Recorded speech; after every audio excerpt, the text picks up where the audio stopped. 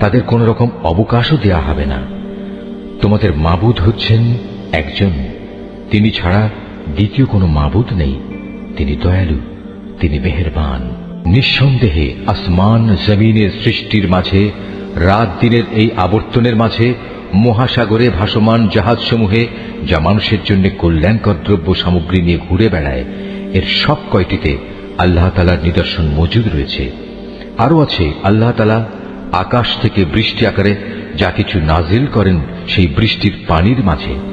ভূমির নির্জীব হওয়ার পর তিনি এ পানি দ্বারা তাতে নতুন জীবন দান করেন। অতঃপর এই ভূখণ্ডে সব ধরনের প্রাণীর তিনি আবির্ভাব ঘটান। অবশ্যই বাতাসের প্রবাহ সৃষ্টি করার মাঝে এবং সে মেঘমালা যা আসমান জমিনের মাঝে বশীভূত করে রাখা হয়েছে, তার মাঝে সুস্থ বিবেকবান সম্প্রদায়ের জন্য নিদর্শন রয়েছে। মানুষদের মাঝে কিছু সংখ্যক এমনও রয়েছে যে আল্লাহর বদলে অন্য কিছুকে তার সমকক্ষ মনে করে। তারা তাদের তেমনি ভালোবাসে যেমনটি শুধু আল্লাহ তাআলাকেই তাদের ভালোবাসা উচিত। আর যারা সত্যিকার অর্থে আল্লাহ তাআলার উপর ঈমান আনে, তারা তো তাকেই সর্বাধিক পরিমাণে ভালোবাসবে।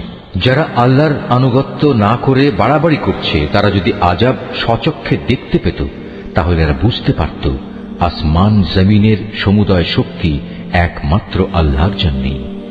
শাস্তি দেওয়ার ব্যাপারে তিনি অত্যন্ত কঠোর।